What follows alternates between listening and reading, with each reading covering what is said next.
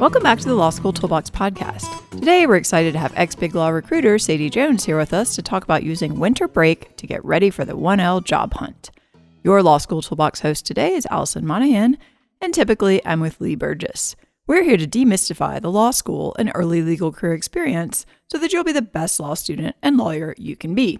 Together, we're the co-creators of the Law School Toolbox, the Bar Exam Toolbox, and the career-related website Career Dicta. I also run the Girls Guide to Law School.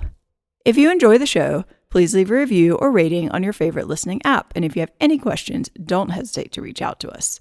You can always reach us via the contact form on lawschooltoolbox.com, and we would love to hear from you. With that, let's get started.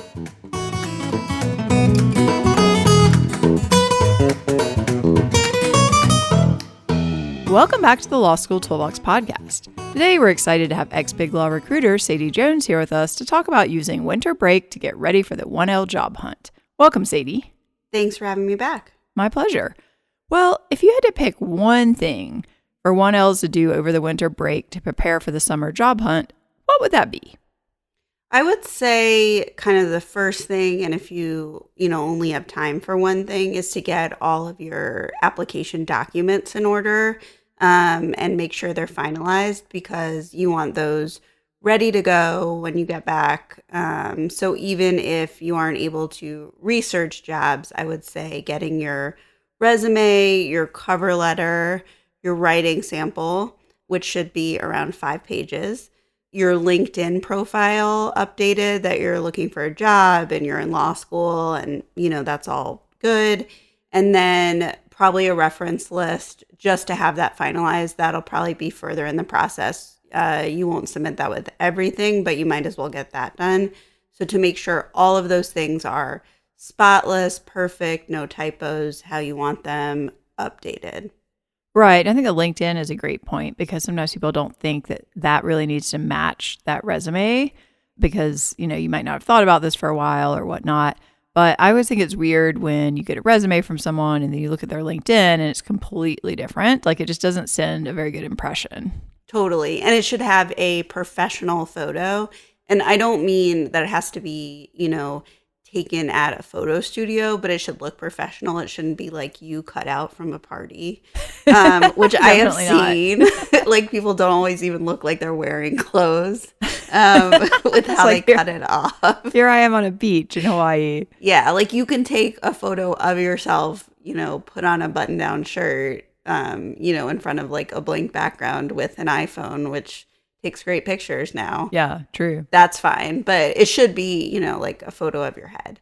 But I agree, it should be updated. That's the first place that people, are going to look for you online. And it's something, you can use to network and for so many different things. And I've actually talked to a few 1Ls recently who didn't even know what LinkedIn was, which surprised me, or had never even thought to do one. And it may be more people go straight through, haven't used it before. But regardless, you just need to have it. And it just needs to, be done correctly. And it doesn't need to be overly complicated. But it should have everything you've done. And, it's a great tool.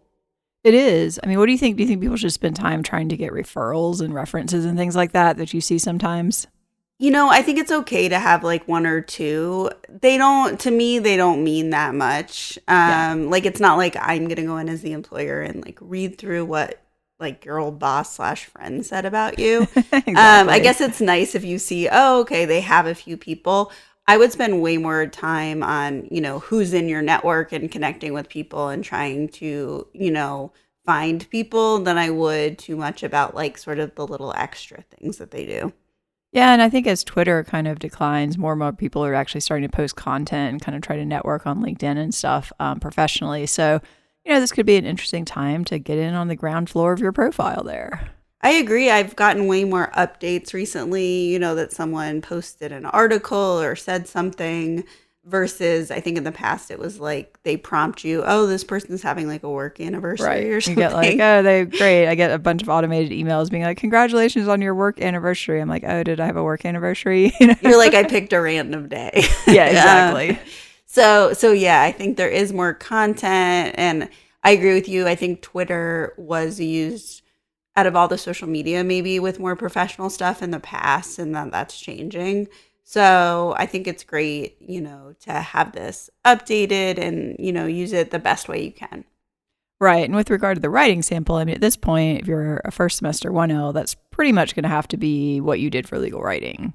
It probably is. I mean, unless, I can't really think of where else you would have something unless you've done some kind of previous work that, was legal related, but you haven't had a legal job yet. And that's totally fine. I think we've talked about it before. There's a high chance that no one will ever read it. If I'm being totally honest, I've rarely seen them read, but that doesn't mean that it shouldn't be correct. It doesn't mean that you don't need one if they require it. So I think it's sort of one of those things like you have to check the box and, someone may never see it, but it should be sort of the best, that it can be and fit the criteria. And I really think my number one advice is that it needs to be short. Yeah. And people don't always believe me or listen to me about this, but I promise you they won't read it if it's too long. And if they need to read it, they're going to be kind of annoyed. Yeah, I completely agree. And also it just gives you more opportunity to make mistakes and things like that. So if you have a longer document, I would suggest just cutting out, one section that you think is the strongest section. And then you can just have a little introduction that says like, this is a piece of a longer brief that addressed blah, blah, blah. But I'm just giving you, this 2-page or 3-page or whatever it is argument. And that can help, if maybe you didn't do so well in legal writing, you're not happy overall with the piece, but there's one part of it that, your professor said wasn't too bad. Maybe you can work with that. I totally agree. And I think people get really bogged down with that idea of how to cut it down. Like in their minds, it doesn't make sense if it's just one section or there's no way to just cut out the last 5 pages or something. But I totally agree with you. You can just explain that it's a section. That's fine. They don't need to know like your full legal argument. No one they cares. Don't care. Like it doesn't matter. But I have found that people get really bogged down with this idea when I tell them like just cut out 5 pages from it, take that section. And they're like, I don't know how to do that. Yeah. It's literally like just use copy and paste. Yeah, it's fine. Like they can understand whatever that 5 pages is. Yeah, they're literally just looking for like, can you structure some sort of coherent argument? Like, do you know what a rule is? Do you understand citations? Are your citations clean? Like that's the sort of thing they're looking for. They're not looking for like, oh my gosh, this is the most amazing legal analysis of this completely constructed topic that I've ever seen in my life. Absolutely. Are there no typos? Right. Is it a clean document? Does the formatting look good? It doesn't need to be amazing writing and some new idea. It just needs to be, clean and concise and make sense, and be sort of fine. Right, because they're trying to answer the question of if I gave this person a very basic research task and asked them to produce something in writing, could they possibly do that? Exactly. I totally agree. All right. Well, beyond getting your application details or, sort of documents in order, what else can people do over the winter break? Well, I think, there's some things you can do, particularly if you're going to be in a different location than where your school is, and that location is where you want to work. So this is a great opportunity to network in the location you want to be. And obviously this isn't everyone, but I would say this is a good percentage of people, who are in school somewhere else, but they're from, a different place and that's where they'll be over the holidays. Or maybe you're visiting a place you want to live or you want to work. Maybe this is an opportunity to spend time there and try to network. So I think like that's first to me. If there's a way to use the location, you'll be to, talk to people. Obviously, you'll be around friends and family. So let everyone know that you're looking for a job, not in an obnoxious way, but in a way, that you're just using the fact that you're there and you're catching up with people to let them know. Like you never know who might have something. I think people just make this kind of assumption that, they're, let's say, not lawyers who they're seeing. So therefore, how could they help them? And I just don't think that's true at all. Oh, I agree. You should capitalize on it. Yeah, because you don't know who people know. You don't know who people work with. Most people who are working in sort of professional environments know a lot of people. And they may just have ideas for you too. And like some of those ideas may be terrible and you shouldn't listen to them, but some of them might not be. Exactly. You can, take what you want and sort of leave the rest. I mean, there could be random neighbors. I've heard stories like that. There's a judge that lives down the street or something. Like, Right. you never know. So I feel like there's no harm in just letting anyone that, you're already going to be connecting with know. And then also, do some work to figure out, is there anything going on in the location? Is there an event? Is there a local bar association? Is there some kind of alumni event from your undergrad and you're going to be in that location? There's so many different things I can think of where there might be an opportunity to like go to something, to attend a holiday party, a training, like all sorts of things, like use this time. Yeah, I think you could even consider doing some informational interviews if there are like people in your network that you're interested in learning more from. And, again, like this may not lead directly to a job offer, but it might. I mean, when I was in my first grad school, I went and talked to like my friend's mother who was an architect, and like she wasn't hiring, but her friend was. So great. I suddenly had a summer job, no problem. You just don't really know. Or maybe it leads to a 2L job. Maybe it's not this summer, but it's next summer. So kind of, keep a list of who you, kept in touch with, or, who could be a mentor, so I would say don't be singularly focused on only the 1L job, even though that's, what you need right now. You never know. So use this opportunity to network sort of widely and, see what comes of it. Yeah, and I think your old professors from undergrad can be a great resource, like people that you worked closely with, like if you did a thesis, that kind of thing. You might think these people forget about you the second you leave, but they don't really. I mean, I've had professors like my thesis advisor. I had met him for coffee like many years after I graduated because he emailed me and was like, oh, I think you're in Boston. I think I was clerking at the time. This was like a long time after undergrad. And he was really excited to sit down and like tell me what they'd been doing since, I left many years ago. So that doesn't even have to be somebody that you do in person. Maybe you just have like a check-in, like a virtual coffee date or something with an old professor. But all these people actually, they're kind of invested in you, and they probably would be happy to hear that, you're in law school. Like, how's it going? What are you thinking about it? All of these things. Totally. I think they take pride in like you doing well, and right. And they want to help you. Things. Yeah. I think that people are too quick to just assume that you're sort of a burden or going to be annoying, or there's nothing they can do for you. And I don't think that's true. I think most people do want to help you if you're, polite and, and nice about it and appreciative. I think like, you'll get a lot out of it. Yeah. And that's a good point, that it doesn't have to be in person. So this might be just a chance where you have some extra time. Right. So these could be virtual too, like use that time. Yeah, and I think just making a list of, even if it's people that you want to contact, like, in your law school area when you're back in school, all of these things. I think this is a great time to really sit down, kind of think about your plan, think about the things you want to be doing to move this forward. It seems like you also probably want to think about where you want to apply during this time. Do you agree with that? Definitely. I think that especially in the 1L search, where this is your first look at what kind of legal jobs there are, and maybe you're new to all of this, you don't even know like where you should be looking, what you should be looking at. So I think it's a great time to just like make a big list. Some of them may be, out of reach or not the right thing, but like make a list. You can always run it by people or do some research. I would say like start, as big as possible and sort of narrow it down. And you can sort of have like tier 1, tier 2, kind of jobs you'd be looking at too.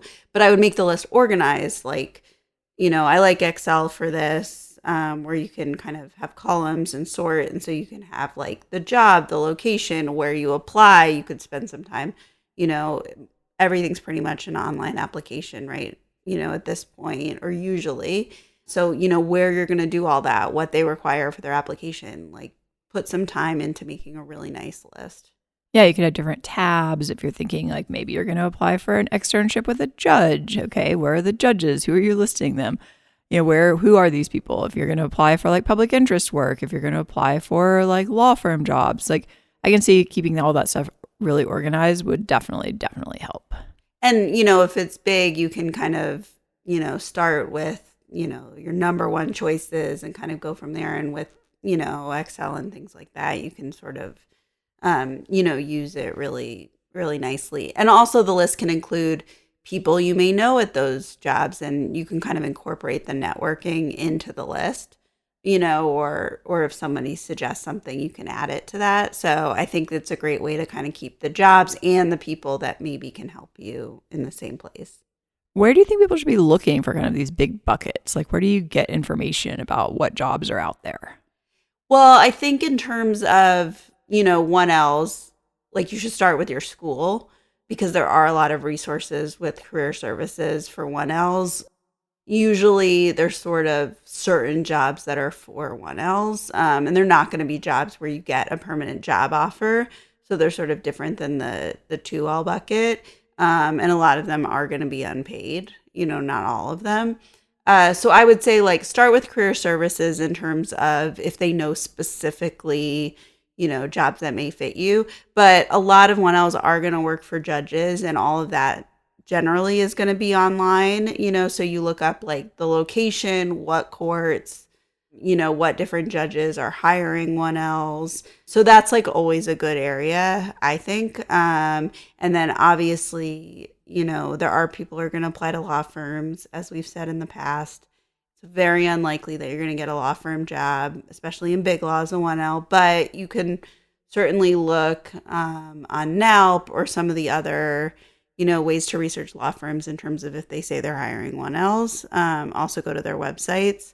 But I generally think that you should go individually to the places you're looking and look at their website versus I don't think these sort of mass job sites work as well for these kind of legal jobs.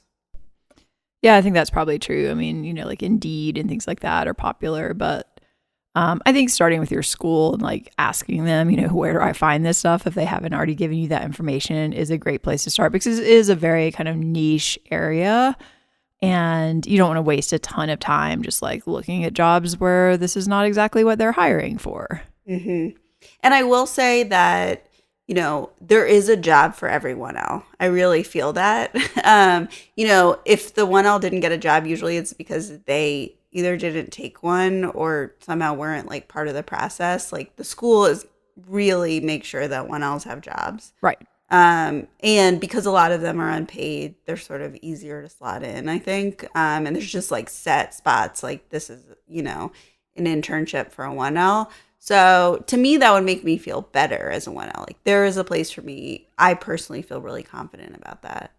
Yeah, so I think let's talk a little bit more about using the law school's resources. What are some things you think people should be looking at or doing in terms of what their law school offers? Well, one is to get to know your career services. And I think some people sort of miss the boat on that and don't realize that there's, a whole department at your law school whose job it is to make sure you have a job. And, I hear lots of feedback that some people do or do not like their career services. I understand. And they're people. So you don't necessarily connect with everyone. But I do think it's important to at least start there. And so to make an appointment with them, to go in person and meet them, I think is important. So if you haven't done that yet, I would set that up for January when you get back from break. And I'm sure you can email them or, there's a portal or something.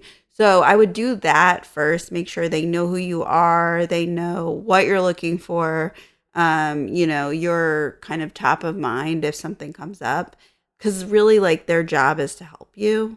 So that's definitely the first place I would go at your school. I agree. I think most people underutilize career services and they're not all amazing, but typically most people got into this because they do want to help you. So I think if you go in with that attitude and try to build a relationship, you're likely to get some decent advice. I agree. And then another place that's great is sort of alumni resources. So also this may be from your undergrad. So even if you're at law school at a different place, there may be things that you can use as alumni of the other school to look for legal jobs. I think some people don't even realize that, but your undergrad still wants you to succeed in the future. Right. So you're still part of it. And certain, depending on the school, they may have like a very strong alumni network. I mean, there's certain schools that are just known for that. So most likely there are people from your undergrad who went to law school and are now lawyers, lots of those people. So even if you're doing some informational interviews, that's the sort of thing that can kind of get you a leg up. Or sometimes they have job listings, True. Or a site, and you need, most people have an alumni email or their old school email that they need to log in. I remember using that years after I graduated undergrad. True. And I was surprised at how few people even, realize because they've sort of moved on. So that's, a possibility. No, that's a good point. I mean, I get emails that I ignore all the time from schools that I've gone to being like, would you like to join our, alumni, whatever, LinkedIn group? And I'm like, no. But, if I were looking for work, I probably would. I think some people just assume this is all about, them trying to get money from you, which it may be, but you can still use it in whatever way you want. You don't necessarily have to give them money. No, exactly. And I mean, I think they do, again, like they do try to be helpful because they want you to have a nice feeling about how helpful your previous school was to you in your time of need, and then maybe you'll donate later. Yeah, absolutely. And I do think it's nice to sort of pay it forward. Yeah. Whether it's money or just like helping people. Yeah. And I think there also can be alumni from your law school that are working somewhere where you want to work, and you can reach out and make that connection for them. I'm currently a 1L at X Law School that I see you graduated from, and I'd love to talk to you and try to get an informational interview that way. Yeah, definitely. I think another kind of underutilized resource can be affinity groups, either at your law school or again, like maybe sort of like undergrad alumni. I mean, if you were in the Greek system, like those people, at least think they help you throughout your life. So I think just like kind of casting a broad net here and really thinking about, what connections do I have that I can kind of leverage here that I might not be thinking about can be really helpful. Totally. And it might be something that you don't even have to have been super involved in it. I think like it could be something you did for whatever, a brief amount of time, but you can still utilize the group. And like if you were involved, you're, an alumni of it. So I totally agree. I think you should go back and really think about everything you've done and make a list and think about how you can use possible connections from those things. And it doesn't have to be law related. Right. And if you are in affinity groups at your law school, you're in the Women's Law Association, if they don't have something set up on finding a 1L job, like ask people, be like, hey, I'd really love to get input from like successful 2 and 3Ls about what they did to find a 1L summer job. Could we have a little panel on that or whatever? Or even just a, coffee break and chat sort of thing. I mean, people are usually pretty willing to do things like that. And then maybe you've like taken on a project and you have a leadership role in the group. Exactly. So you now put that on your resume. Yeah. And I think you should join those groups. I think that I totally get that there's a big transition, 1L year, and people obviously need to be focused on their classes, but don't forget about these things, which don't have to be a huge time commitment, but I think can be beneficial. Oh, ideally they're there to help you with whatever it is that you need. So if you need something, just ask for it. I mean, maybe they say, oh, no, we're too busy. But I think generally speaking, people who've agreed to join this group and run this group want to do programming and they're looking for ideas. And this would be a pretty easy thing to set up. Absolutely. And I will say, if I look at someone's resume and they have zero anything on it, it just says law school, you do kind of think like, okay, so they were involved in absolutely nothing on campus. And that, so that's something to think about now too, I would say. I think particularly in the 1L search, because a lot of places are looking for kind of ambassadors in this, particularly law firms. So they are looking for that person who's going to be involved, like be social, be a good ambassador, talk to 2Ls, next year about what a great experience they had. Like that's the person that a lot of these places are really looking for. Definitely. That's how you get those kind of jobs. Yeah. You got to be a cheerleader, basically. Yeah. So, obviously your grades matter and all of that, but it's sort of a different criteria as a 1L. Right. Because if you're looking between two people with similar grades and one of them is already involved in like 4 different activities and doing pro bono work, you're like, oh, okay, this person A is capable of balancing all of this and still getting good grades. And B, like, obviously is out there, like doing things, being sociable, like maybe we want that person. Because basically, like a law firm who's hiring a 1L, like knows that they're going to have an opportunity to go somewhere else as a 2L and most likely will go to that firm. So they're not necessarily looking at it as a future hire. They're looking at it as somebody who can like spread the word about this firm on campus, particularly somewhere maybe they've had trouble recruiting. So think about that. Yeah, but that's pretty specific. That is specific. But I would say, you're hiring a 1L, they're going to be at school for a few more years. So you generally do want, people that you feel like are going to say they had a good experience. Yeah, and people don't expect you to be like involved in 10 different things, but I do think if you can find one or two things to join and put on your resume, that's usually just a good sign. And it also can give kind of an indication of your interests. If you're applying for a particular type of job and it is an area that you're interested in, join whatever club relates to that. It's fine. Totally. And I actually think you don't want to overdo it because that kind of sends this message that it's over the top. 10 different things. Because I see that too. But having it be blank to me does stand out. Yeah. I mean, nobody expects a lot from you right now, but just like kind of think about how you could craft your materials to be on point for the job you're applying for. Exactly. I agree. And, if you're applying for public interest, you may not want like all of your previous like work for, all of these corporate companies and things to be the first thing on your resume. It's not that you take it off. It's that you emphasize different things. So, you probably do want to be doing some like pro bono work or something that you can put front and center on your resume. And then like the opposite of that, if you're looking to go into the corporate world with no background. You probably don't want to, everything in your background to be public like interest Greenpeace. Volunteer. Yeah. So think about that. Because I think, it's different than when you've been looking at applying to schools, let's say, in terms of what your sort of activities are. So just think about what story it tells. Right. And you might want separate resumes and things for different types of jobs. And that is 100% fine. You're not lying. You're just crafting your story differently. Exactly. I mean, it's just marketing. Right, exactly. So think about how to tell the story for this particular job. You don't have to include like every job you've ever had in your entire life, going back to high school. This is a professional resume. So just kind of think of it in that way. You probably want to get some feedback on it and make sure that it's telling the story you want to tell. Definitely. I agree. All right. Well, we are running a little short on time, but let's talk about the timing on this particular project. I mean, if people are listening to this in mid-December, are they behind the ball already? I would say definitely not. You're sort of in a sweet spot, which is applications have just opened. So let's say you haven't done anything and you're listening to this, to get everything going. Great. This is a great time to start. You are not behind. You can do some work over break and be ready to go in January, right? I think the issue comes when people just really want to do nothing over break, which I understand, and just kind of zone out of it. And then you get back in January and you're busy with school, and sort of get acclimated. And then it's February and then you're getting everything started. Then you're behind the ball.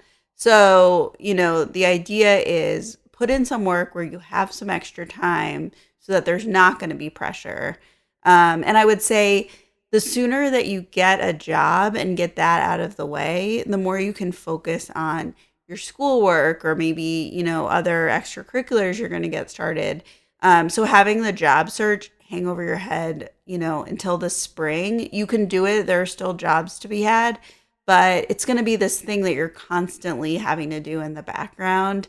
And so it's great, to plan to have this done by February. I think that should kind of be the goal. So this is like a great time, but I think it is easy to get behind if you sort of keep telling yourself that, I have time. Like, I don't really need to worry about this until the spring. Right. And the reality is a lot of places won't hire until you have all of your grades. And I think some people use that as an excuse. But the reality is you want your application sitting there. And then when you have grades, you send them over versus like, oh, I got my grades. Now I can figure out where to start applying. Exactly. I mean, I think it's just like do whatever you can do so that that part of the process is done, even if, it's not going to be complete until you sort of get back to school. Just like get a head start. Yeah, I agree. Well, before we wrap up, let's talk briefly about how people can find opportunities either at their law school or say other local events like career fairs, because I know that this is not necessarily a generation of students who necessarily communicate in the ways that schools and other organizations do. So let's talk a little bit about that. Well, I would say, first of all, make sure that you are checking your inbox, that you don't have thousands of unread emails that you're not paying attention to, or things are going to spam. Check that, because I think like you're probably on lists through your school, and so you may miss those, or you may sort of think of it as just kind of junk mail, or you're used to, sort of ignoring things. But this is the time where you don't want to be ignoring things. You want to be like finding out about events. Some of them might be virtual. So one, like check the things you're probably already getting and pay attention to them. And I would say, check with the career services, see if there's mailing lists you should be on, see if there's anything that you need to sign up for, see if any, law firms are having like free 1L events or, a panel or something like that. I also think, we talked about LinkedIn. There are different like groups on LinkedIn. There's different ways to network there, other social media. It may not be like your normal social media that you follow for fun, but there may be, accounts that you should follow that are focused on 1L events or junior lawyers, or a lot of bar associations have different groups, and there may be just like law student groups. So look at those for like the local area. So, sort of think outside the box and what you normally, do online. Yeah, I think the key here is like you actually have to open all of these emails that people are sending to you, because they may actually have opportunities to do things and to meet people, and even for jobs, and whatever your school's system is. Just understand the system and like check in regularly, see what's there, because you're going to have to be pretty proactive on this probably. Yeah, it's not just going to, fall in your lap. So, right. Like I said, there are 1L jobs for everyone. You still have to do work to get it.